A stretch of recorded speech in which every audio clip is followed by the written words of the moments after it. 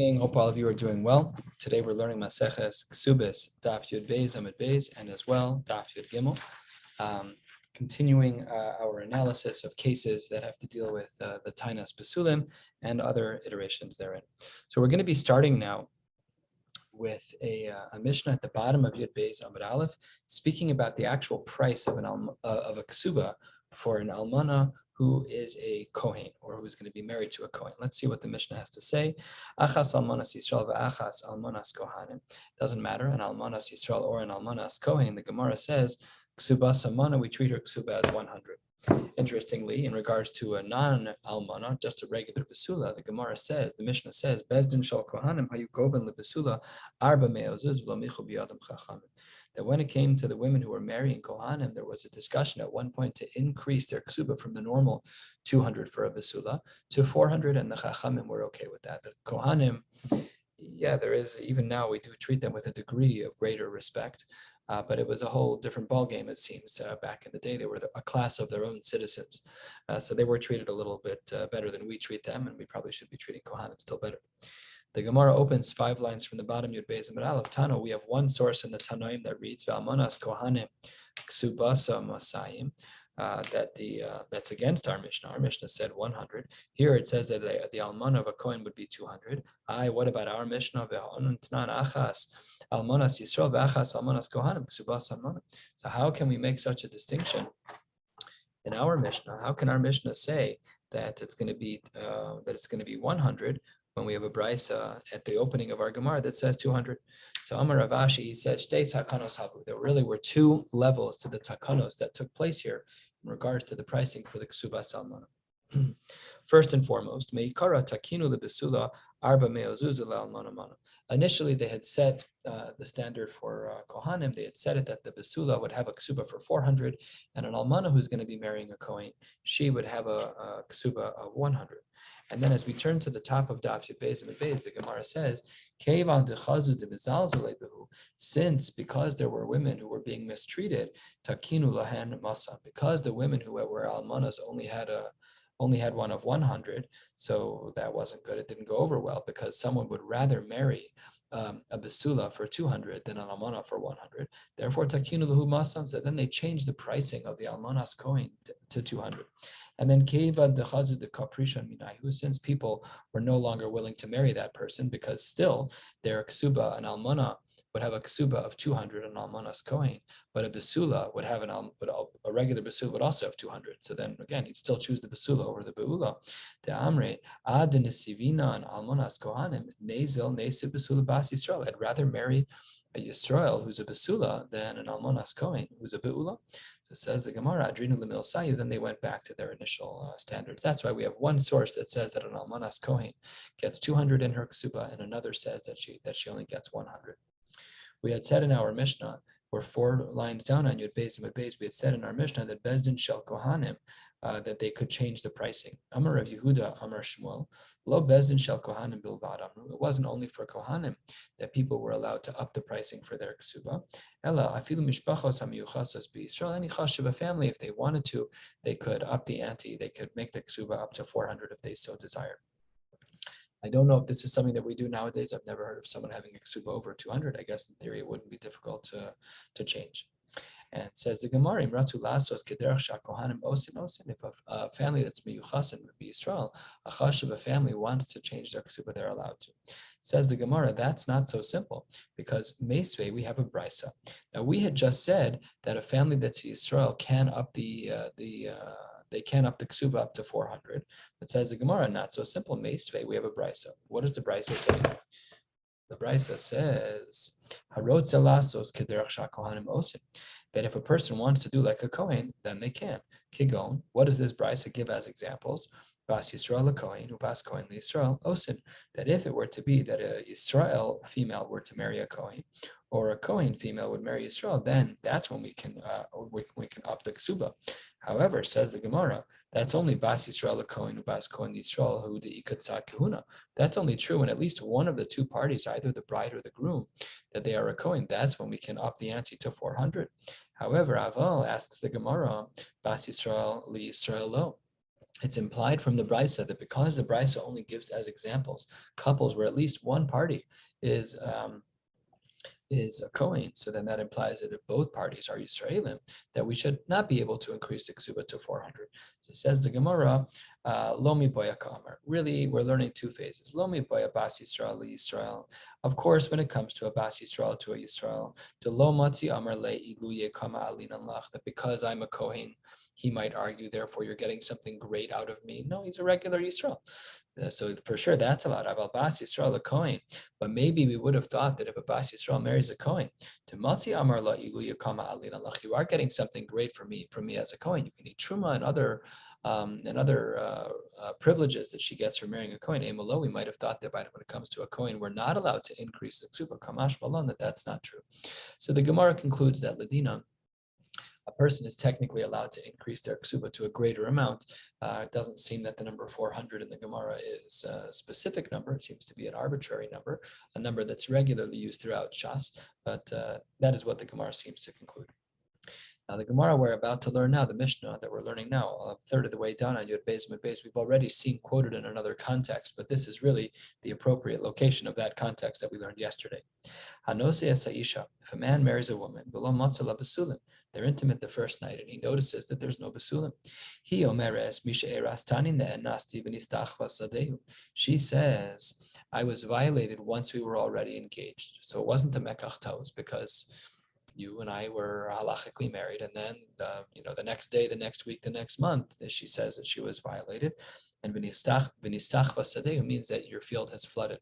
Now, this just means that it basically means tough luck. It means that just like if a person purchases a field and then the riverbanks overflow, that his field is ruined, his tough luck, so too over here. If she was violated after the erusin took place, so tough luck. V'nistach v'sadeu, it's like your field is flooded. Who Omer, he argues back to her and says, Loki, that's not correct. He says, he wants to view his whole thing as a mekachtos. He doesn't want to be with this woman now that she's a be'ula. And he would rather argue that maybe she became a be'ula before they were be'erusin. And if that happened, then what would be the din? She'd be in the category of mekachtos. So this is the case. We have her. She is saying that she was violated after erusin, and he's saying, no, you were not violated after erusin, you were violated before erusin. So what's the answer to this question? This is subject to a machlokes tanaim. The Gemara says halfway down, Yud Beis Mid Beis, Rabbi Gamliel, Rabbi Lazar Omrim Ne'emenes, we trust her. Rabbi Yoshua Omer Lo Mipia Anucha, and we don't trust her, we cannot live by her word. Because she is admitting that she's a be'ula, we have to assume that she has a chazaka being a be'ula, ad shelotis ares vitaso, and she really did try to trick him, ad shetavi raya lidvareha, because we know that she's currently a be'ula, so that chazaka has to go back until a time when she can prove that she was actually a basula. So there's a machlokes tanaim here in regards to whether or not we trust a woman to say that she was violated after the time that she was engaged as opposed to before. Machlokes tanaim. Says the Gemara, let's analyze this. Itmar, we have a statement in the Amoraim. This is quoted many times throughout Shas. Mana li biyadcha, my mana is in your possession. In other words, you owe me a mana. So it says the Gemara, Bahala Amar Ini Yodeya. The other person says, I hear what you're saying. I'm just not sure if you're right. I don't know if you were repaid. So this is a machlokas between me and you. I say you owe me $100. You say, I'm not sure if I owe you $100. So in the learning world, we would refer to this case as a case of bari v'shema. Bari means it's a claim of knowledge. I know what the case is and you owe me money. And the shema, that perhaps I owe you money. I'm not sure. So that's the case. And here we have a machlokas. Rabbi Yehuda, Rav Huna, Amrei Chayev. Rabbi Yehuda and Rav Huna were of the opinion that the person who was unsure is going to be obligated to pay. Rav Nachman, Rav Yochanan, Amrei Pater. These two Amoraim hold that the person who's unsure does not have to pay. Why does each shita hold the way that they do? Rav Huna, Rabbi Yehuda, Amrei Chayev, they say that why is it that the person who's not sure about his claim, why is it that he's chayev? So says the Gemara, the reason why he's chayev is because bari v'shema bari adif, that whenever we have two claims, my claim and your claim, my claim is a vadai, I'm certain you owe me money, and you say, I'm just not sure if I owe you money. So those two claims, one of them is better than the other one. The bari, the definite claim, is stronger than the shema claim, and therefore bari v'shema bari adif, we would prefer the shita of the confident answer as opposed to the answer that lacks confidence, and therefore you're chayev to pay because your claim is weak. Rav Nachman, Rav Yochanan, Amrei Pater. Why is it that they say that they're Pater? What about the claim of Bari V'Shema Bari Adi? So says the Gemara, Uki Mamona Bechezkas Mari. The reason why they hold that the person with the poor claim is going to be Pater is because Uki Mamona Bechezkas Mari, we have a chazaka, and the chazaka of the fact that the money is with the person with the bad claim, that chazaka is stronger than the bari claim of the other person. So really, in the world of lumdus, we would look at this sugya and we would say we have two competing mechanisms. One of them is the principle of bari v'shem and bari adiv. What do we do when we have two claims, one confident and one not so confident? And then the second one is, what about the fact that the money is currently sitting in someone's property? Something that we may look at as a squatter's rights. If the money's in your property, so then maybe we should say that it's in your property for a reason, and therefore I'm not going to listen to your claim of bari. So those are the two different options, and in lumdus, that's how we would make the distinction. So the Gemara says 2/3 of the way down, 3 lines before the wide lines at Yud Beis and Mid Beis. Amar le Abaye le Rav Yosef, Hadi Rav Huna v'Rav Yehuda to Shmuel he. Abaye says to his Rebbe, Rav Yosef, that the opinion of Rav Huna and Rabbi Yehuda are really the opinion of Shmuel. It's not. We have a Mishnah. We're actually going to see this Mishnah today on the next page. So here it's quoted just as an excerpt, and the Gemara says as follows, quoting this Mishnah: Hayasa meuberes. If a woman was pregnant, ve'amru la, and they said to her, Ma tivo shel ubar zeh. What is the nature of this child? In other words, who's the father of this child? And she responds, first long line, Me'ish ploni v'kohen, that he is from person X and he's a Kohen. Here the word Kohen doesn't mean priestly Kohen, it just means that the baby is a kosher. So then the Gemara says, Rabban Gamliel, Rabbi Lazar, Omrim ne'emenes. Rabban Gamliel and Rabbi Lazar say we trust her. Rabbi Yehuda, Amar Shmuel, halacha Rabban Gamliel. And Rabbi Yehuda says that the halacha is like Rabban Gamliel. So what does that mean in the case of the meuberes? That in the case of the meuberes, she gives a solid claim, and Rabban Gamliel says ne'emenes, and we paskin like him. Amar le Rav Shmuel bar Yehuda the Rabbi Yehuda. Rav Shmuel, the son of Yehuda, says to Rabbi Yehuda, Shinana, you are a bright one. Amris lan, you told us Mishmei de Shmuel, in the name of Shmuel, that halacha is Rabban Gamliel, af berishona, that the case would be like Shmuel. We paskin like him even in our Mishnah. Let's just look back at our Mishnah for a moment in the middle of Yud Beis and Mid Beis. Rabban Gamliel there said she was ne'emenes because of bari v'shema bari adif. And here also we believe the shita of Rabban Gamliel, that if a woman says that she was pregnant from a kosher man, she is ne'emenes. Why does the language say af berishona, my af berishona, that we even trust her in the first case? Because says the Gemara, afal gav, that in the case of our Mishnah, the ikal memar uki mamona becheskas mare, because in our Mishnah there was a chance that that she could have said that the money was becheskas mare, because we're dealing with a ksuba. Where's the money of the ksuba currently? Well, it's in the husband's bank account. Still, Amar Rabban Gamliel bari adif. Still, we hold of the opinion of Rabban Gamliel, and we hold that it's bari adif. So says the Gemara, Lema Rav Yehuda, Rav Huna, maybe the shita Rav Yehuda and Rav Huna, who say bari v'shema bari adiv, the Amrei ke Rabban Gamliel, they say like Rabban Gamliel, who in both cases we trust a woman. They heard she had a solid claim, a confident claim, and that's just like the shitas of the Amoraim who hold bari v'shema bari adiv. And maybe Rav Nachman, Rav Yochanan, the Amrei ke Rav Yoshua, and maybe Rav Nachman and Rav Yochanan who hold that the person is pater, maybe that's like the shita found in the Tanaim like Rabbi Yoshua. So says the Gemara, not necessarily, 5 lines from the bottom. Yud Beis and Mid Beis. Amar lach Rav Nachman. Rav Nachman says that's not true. Rav Nachman was the one who said that the chazaka is stronger. Ana de Amrei afilu ke Rabban Gamliel. Even though I, Rav Nachman, normally hold of the chazaka, here I could even hold like Rabban Gamliel, who says ne'emenes, which is the opposite of the chazaka. Because maybe, says the Gemara, ad kan lo ka'amar Rabban Gamliel hasa, maybe in our Mishnah, the only reason why Rabban Gamliel said that we trust her in our Mishnah, bari v'shema bari adif, that in our Mishnah, in a case where she says that on the morning after they were together, and he says, you're a be'ula, you're not a basula. She says, you're right, but I was violated after we got engaged, and we trust her because of bari v'shema. So says the Gemara, 4 lines from the bottom, maybe lo ka'am ad kan lo ka'amar Rabban Gamliel hasam ela de'ika migu, because the person has a migu. What is a migu? Literally, the word migu means since.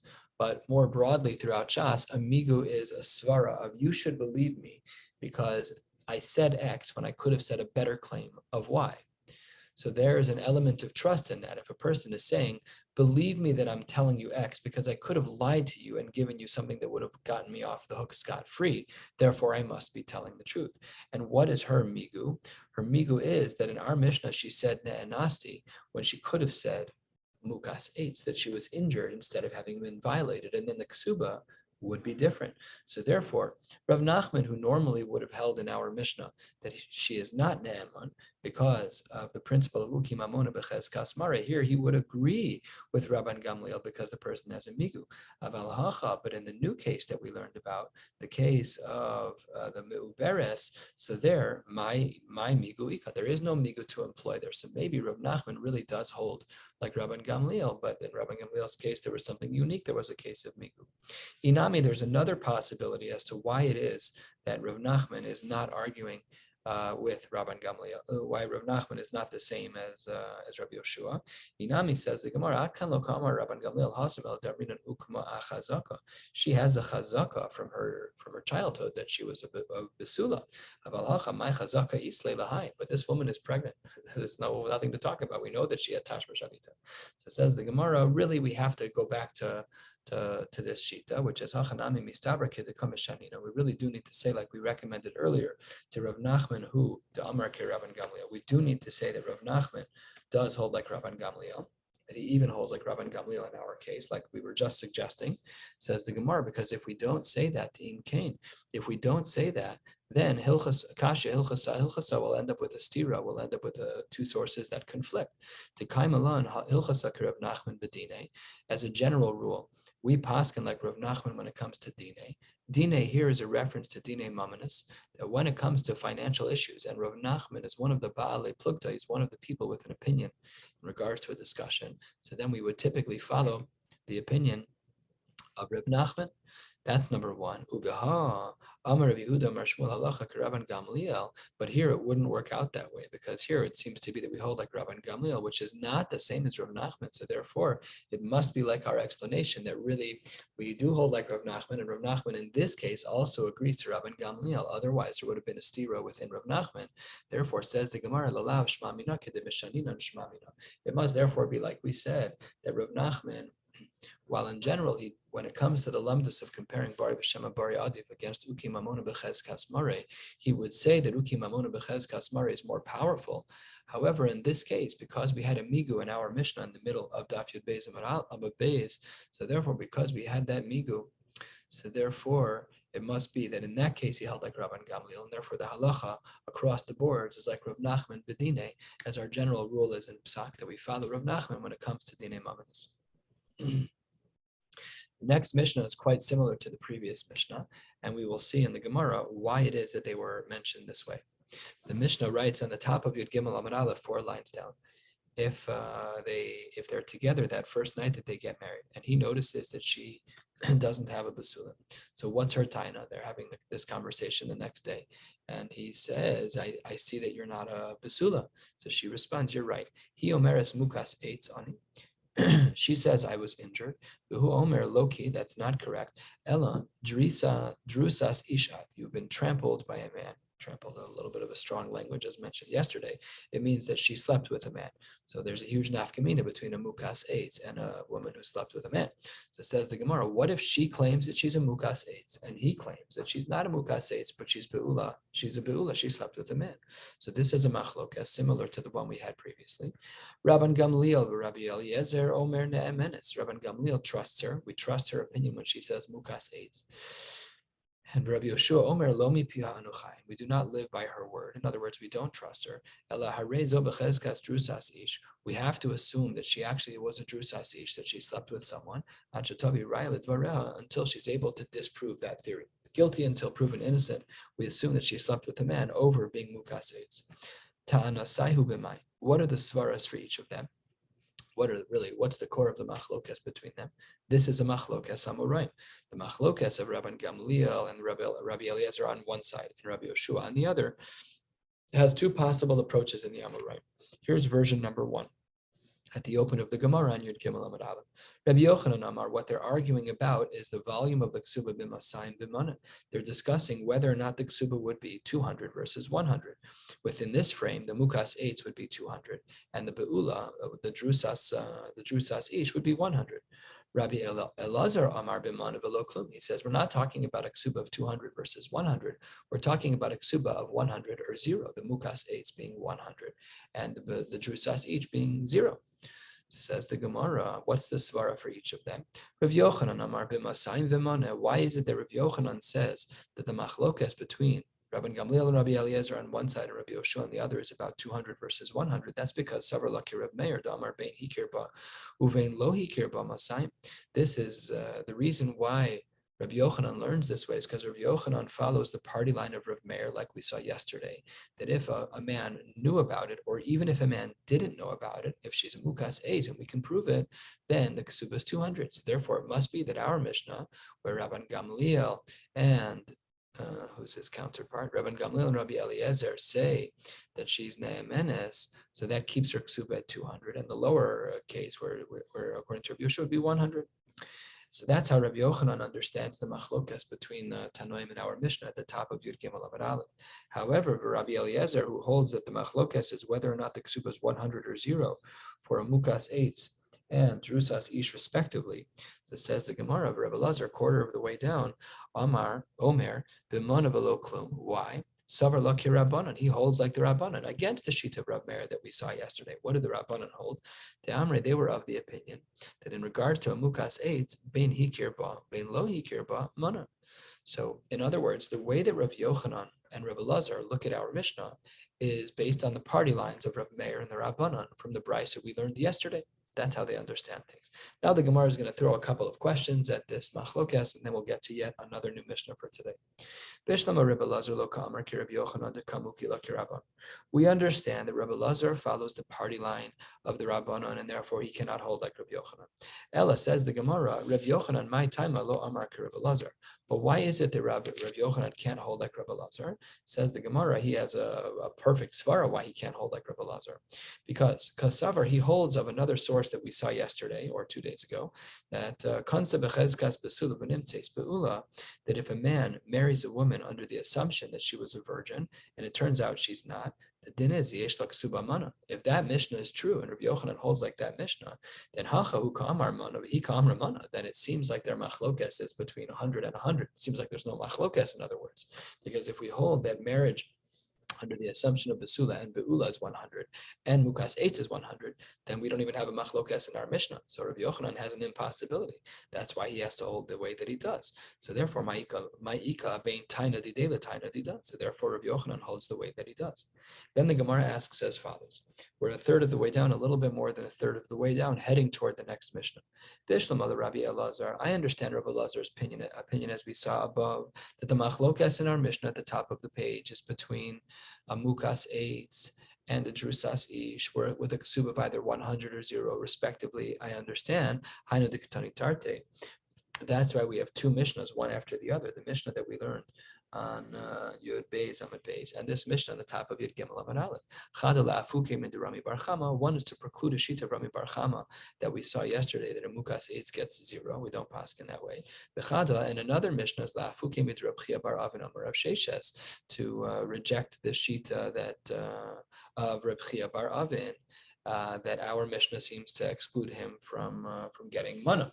So says the Gemara, Ella Rav Yochanan Tarte Lama. Why, according to Rav Yochanan, do we need to have both Mishnayos, the Mishnah from Yud Beis Amud Beis and the Mishnah from Yud Gimel Amud Aleph? Says the Gemara, Chada lehodiecha kocho de Rabban Gamliel. One is to teach us how extremely powerful the kula of Rabban Gamliel is. Chada lehodiecha kocho de Rabbi Yoshua, and one of them is to teach us how strict Rabbi Yoshua is. In regards to the Kamaisa, the first Mishnah, lehodiecha kocho de Rabbi Yoshua, to teach us how strict Rabbi Yoshua is. Even though in the Mishnah that we learned on Yud Beis Amud Beis, where there was a migu, she said that she was ne'enas after she got engaged. She could have said that she was a mukas eitz and didn't. So says the Gemara, even though it's true that we had a migu svara, that we had a migu to employ, and therefore we should be more mekel, still Rabbi Yoshua is very strict, lo mehemna. So that shows us how strict he is, even with a very strong reason to be lenient on her. That's not what we do. And Basraisa, this Mishnah, this latter Mishnah that we have on the top of Yud Gimel Amud Aleph, Lodiach HaKocha de Rabban Gamliel, to teach us how lenient Rabban Gamliel was being by trusting her when she says she's a Mukas Eitz. Why is it a Chiddush? That even though in this case, on the Mishnah Yud Gimel Amud Aleph, there is no Migu, Afal Pikein, Rabban Gamliel is still lenient. So in the case on Yud Beis Amud Beis, there was a Migu. Of course, Rabban Gamliel is going to be lenient. But in the case of the Mishnah Yud Gimel Amud Aleph, where there is no Migu, so then we really shouldn't be trusting her. Nevertheless, Rabban Gamliel is teaching us a chiddush, and that is why we have both of these mishnayos. The next mishnah is almost 2/3 of the way down on Yud Gimel Amud Aleph, and this discusses two cases, and we're going to discuss what these two cases mean. Let's say that Ra'uha medaberes im acher. We see a woman talking to a man, medaberes im acher. At least that's how it translates. And somebody came over to her and said, Matibo shalish zeh, what is the nature of your relationship with this man? She said, nothing, ish ploni v'koinu. He's a regular guy, he happens to be a kosher. So do we trust her to say that she was only talking to him, or do we have to assume that they were together? So says the Gemara, Rabban Gamliel, Rabbi Eliezer, Omer Ne'emenes, we trust her. Rabbi Yeshua Omer lo mipianu chayin, we don't trust her. That if we see that a woman was simply, again, according to the pashtus of the Mishnah, it won't play out this way, but it seems that even if she's simply talking to a man, then we have to treat her as a be'ula. It's a very strong assumption. It's also not what it means. So we have to get to the Gemara. And that's case number one, the case of midaberes, when a woman is speaking to a man, machlokes, between Rabban Gamliel and Rabbi Eliezer on one side, Rabbi Yoshua on the other. The second part of this Mishnah is as follows. Hayisame uberes. Forget talking. She's carrying a baby. She's got a bump. So it says the Gemara, Hayisame uberes. She's pregnant. What is the nature of this fetus? Namely, who is the father? We have to keep our Mesorah in order. So it says the Gemara, Me'ish ploni v'koinu. He's the father of the baby. Is a regular Jewish person. He's a kosher. Again, as mentioned a few times, this Kohen here is not referring to a Kohen of the priestly version, just to say that the person is a kosher. So it says the Gemara that if a woman says she's pregnant and the father is a kosher, so that's a machlokes too. Rabban Gamliel, Rabbi Eliezer, Omrim Ne'emenes, the same people on one side, Rabban Gamliel and Rabbi Eliezer, they say that we trust her taina. Rabbi Yeshua Omer lo mipia anu chaim, we don't trust her at all. We assume that the father of this baby is a nisin or a mamzer. So two very similar cases. The first case in our Mishnah was referred to as midaberes, where a woman was speaking to a man. The Gemara says, my midaberes. What was implied, what was intended by the word midaberes? It can't be simply that a man spoke to a woman and therefore we assume that she slept with him. That's a completely unreasonable assumption, especially if there's no yichud. So fine, so then the Gemara says, my midaberes. What does it mean when the Mishnah says speaking? It doesn't mean speaking only. That's crazy. Ze'iri Amar Nistara, that they were in fact alone together. They violated the Isra B'Yichud. They were alone. And that's the first approach. Ravasi Amar Nibala. Ravasi says that when it says Medaberes, it's just a clean language, but it means that they slept together. So says the Gemara, according to Ze'iri, who's of the opinion that Medaberes here doesn't mean anything more than Yichud. So that makes sense. So we have a language that's not a language of Tashma Shamita. However, Elul Ravasi, who says that really Medaberes means Tashma Shamita, so then I don't understand. Then says the Gemara, my Medaberes. Why did you use the word Medaberes? We have 1,000 words for a couple who was being intimate. We have Mishalim, we have metaphors, we have direct words, we have so many Tashma Shamita, Bia, whatever it is. There's so many ways to say, why would we use the word Medaberes? So Rabbi Yossi defends himself. Ravasi, defends himself and says, no, we all know from the beginning of Maseches Psachim, we have this principle called Lishna Ma'alya. It's just a cleaner way of speech. So we use Medaberes instead of Meshameshes. Kedichsiv, as the pasuk writes in regards to a woman who is a zona, a woman who is a prostitute, and a woman could eat food and she could clean off her face from having eaten the food. And of course, this is a mashal. A woman could have tashma shemita, and then she can clean herself from the tashma shemita and say she did nothing wrong. So therefore, we see a sample from Sefer Mishlei of Achla being representative of tashma shemita. So that's how the Gemara understands this machlokas amoraim about what the word medaberes means. When we say ra'uha medaberes, does that mean that she simply was violating yichud, or did she actually sleep with the person? So Bishlama, the Gemara is going to ask a few questions on this. Bishlama Lizairi, I understand according to Zairi that Midaberes means Nistera, that she was alone. That makes perfect sense. Because Hanadik Tani Tarte, that's why our Mishnah has two cases. That's the case of Midaberes and Meuberes.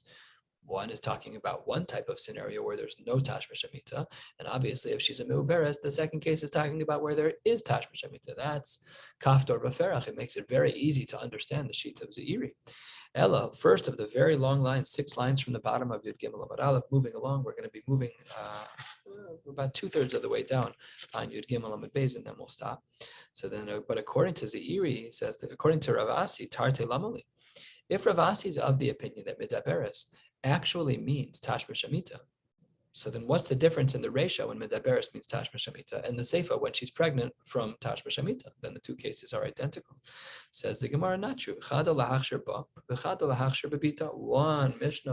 One part of the Mishnah could be talking about her, and the second could be talking about the status of her child.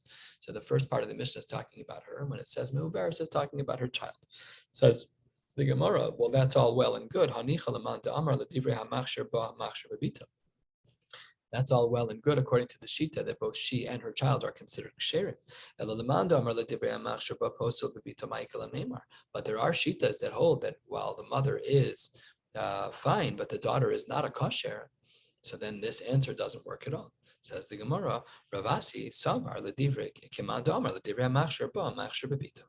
Fine, so the Gemara gets out of it and says that really the two parts of the Mishnah are discussing different people. The first part of the Mishnah is talking about the mother herself, that she's still a kasher. And the second part of the Mishnah is talking about Bita, is talking about her daughter, that she's still a kasher. So therefore, Rav Asi, who was just questioned with his sheet of understanding Medaberes as Tashma Shemitah, so he explains as follows. There's nothing wrong with Medaberes being used instead of Meshameshes. It's Lishna Me'alia.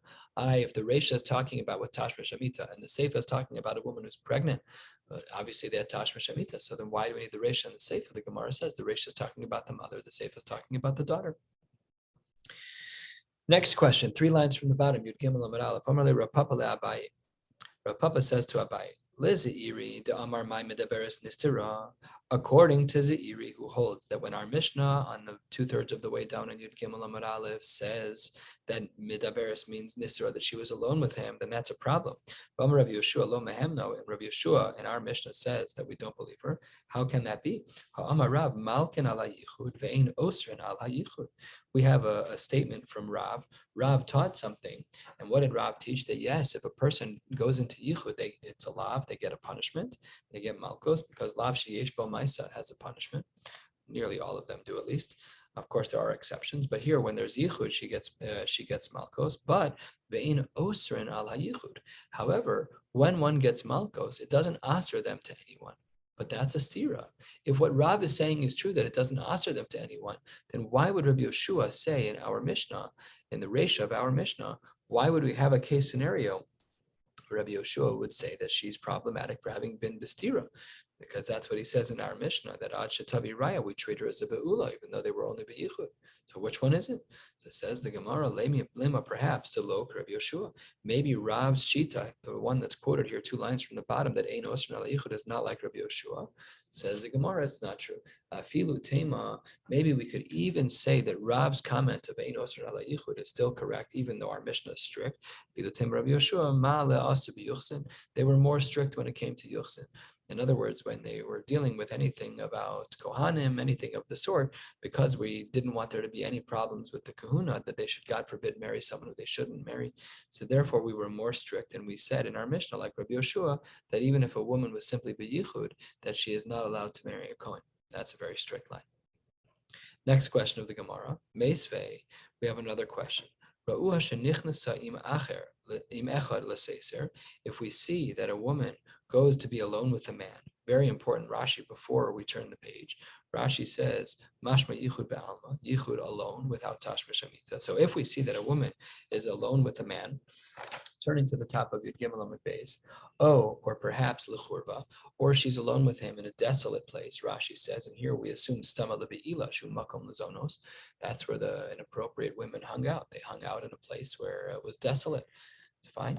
So says the Gemara, and then in that case, when a woman was alone either for the sake of simple yichud with no tashmish, or the churba, she's in a desolate place, which is obviously for the sake of tashmish. So then says the Gemara, if somebody says to her, "Amar la," on the top of Yud Gimel Amud Beis, "Matibo shel ish zeh," what is the halachic status of this relationship? And she says, "Don't worry, Kohen who ben achi abahu was my cousin." That's what she said. The case was she was with her cousin. She was alone with her cousin. Rabban Gamliel, Rebbe Lazar, Omrim ne'emenes. Rabban Gamliel, Rebbe Lazar, they say, like we've been saying 5 times already, we've had their shitas. They say ne'emenes. We trust her to say that the Kohen, that the person is a Kohen, that the person is a kasher. Rabbi Yeshua Omer, lo mipia anu chaim. We don't trust her. Ela harezo bechezkas be'ula lenesin u'lemamzer. We assume that she is a be'ula. For a nisin and a mamzer, that the father would be someone who would have a child who's apostle. So that's yet another source in the Tanoim which discusses this topic of the level of ne'emanus of a woman with her claims about who she was with. So again, in this case, we're talking about a woman who is either alone with a man b'yichud, and machlokas Rabbi Yeshua and Rabbi Lazar on one side, Rabban Gamliel and Rabbi Lazar on one side, Rabbi Yeshua on the other. That's a machlokas, and for churba as well. So bishlama lezeiri, we understand that according to Zeiri, who on the previous page referenced midaberes as a case of nistra, as a case of yichud, that makes sense. Hainu diktani tarte. That's why we have 2 cases over here, l'seiser o l'churva. That l'seiser is the case of stira without tashmish, and churva is with tashmish. We understand that according to Zeiri's understanding of the word midaberes, then kafta referach, everything is clear. Ravasi do amar nivala. According to Ravasi, who says that the word midaberes implies that they had tashmish amita. So then, Tarte Lamali, why then did this case, the one that wraps up to the top of this page of Yud Gimel Amud Aleph, why did it have to say the case where she was either Beseser or Bechurva? They're the same thing. So therefore, we have to answer as follows.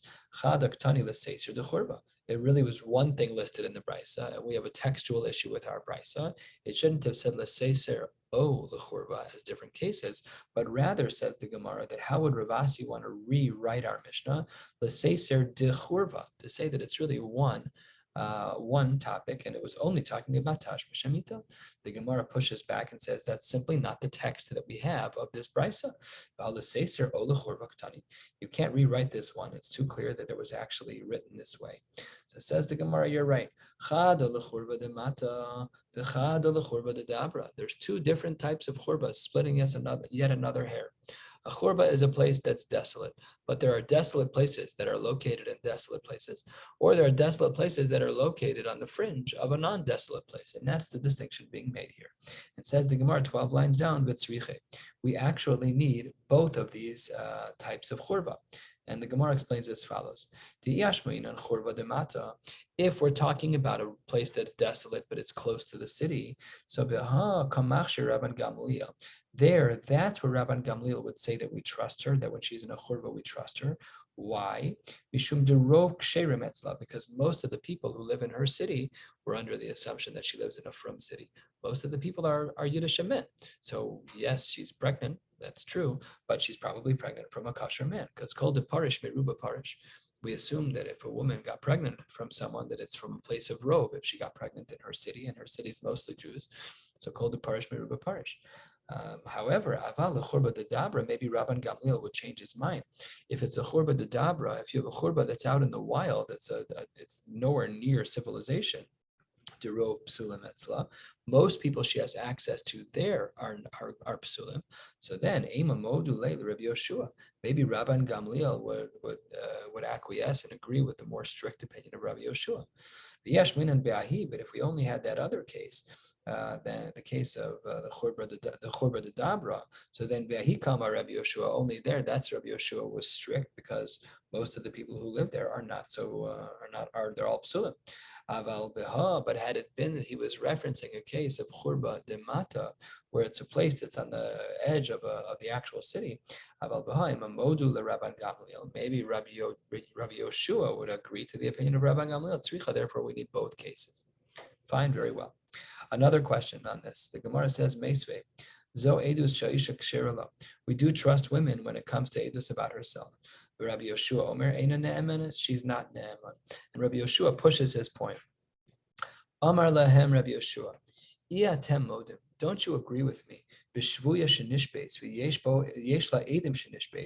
if a woman was taken captive and there were witnesses that she was taken captive, and when she's finally saved, she's finally redeemed, she says, nobody ever slept with me. The halacha is we don't trust her. We assume that those men did something to her. Amrulo, they said to him, Aval. Yes, this is a rare occurrence. It does happen in Shas, but the word Aval sometimes means yes. So here it says, yeah, we absolutely agree. So Rabbi Yeshua pushes on them and says, I don't understand. If you agree over here that she's not Ne'emenes, then why are you saying in all of the other cases that she is Ne'emenes? Says the Gemara, because there's different cases. Lazu, Yesh Edim, Lazu Ein Edim. We had Edim that she was Nishbes. The case that you brought, Rabbi Yeshua, was a case where there were Edim that saw that she was taken captive. That's why we don't trust her. It's her Ne'emanus against the Edim. That doesn't work. But in another case where there are no Edim, then we trust her. Amar lahem, af lezu yesh edim, shari kresa ben shina. That's not true. There are edim in our Mishnah because our Mishnah said she was pregnant. That's equivalent to edus. It's even better than edus. It's mamish standing in front of your eyes. So says the Gemara, and this part is cryptic, and we're going to understand it today, and then we're going to stop with this brisa shortly. But let's continue with this brisa. The brisa reads, Amrulo, they said back to him, Rov ovde kochavim prutzim ba'arayosim. Most people who are idol worshippers, they are prutzim when it comes to arayos. Again, we don't know exactly what this dialogue is, and the Gemara is going to ask this question. And the response that he says to them, Rabbi Yeshua says back, Amar lahem eina petrobas la'arayos. He says back to them, we don't trust people. We don't trust people without protection when it comes to arayos. That you have to have someone helping you to not violate these halachos. The brisa continues. This applies only be'edus isha gufa, about herself. Aval edus isha bebita, but when it comes to edus isha about her daughter, divrei kol avlad shtuki, then there's no trust there. Okay, so what was the dialogue of this brisa? We're going to just learn a few more lines and then we'll stop. Maika amar lehu umaika mahadrele. What was this strange dialogue that we don't trust over the kochavim because they're prutzim ba'arayos? And he responds, there's eina petropis la'arayos. It says the Gemara 2/3 of the way down. Hachika amar lehu. Hishavtanu ala meuberes. Sorry, you've answered us in regards to the meuberes, that's an equivalent to edus. Good job. Mata shivenu al hamidaberes. What will you say to us about the midaberes, about this woman who was midaberes? Says the Gemara, Amar lahem midaberes hainu shvuya. That we view this woman who was midaberes as a woman who was taken captive. Amar lo, they said back to him, Shiny shvuya the robo of de kochavim prutzim be'arayosim. You can't bring a raya from that case because in that case, the people who were watching her there was zero trustworthiness when it comes to arayos. So he says back to him, that when it comes to people being alone, we don't trust them. That's why we have that's why we have to be very careful. So we're going to stop right here. We just answered up one part of this brisa, which is the shakla b'tarya. What were they actually saying to one another? And tomorrow we're going to start with katani mihas, 2/3 of the way down, and then we'll learn the balance of Yud Gimel Amud Beis and learn Daf Yud Dalet as well. And then we'll go to the Mishnah, Mir Tzashem, on the bottom of Yud Dalet. Wishing you all a beautiful night.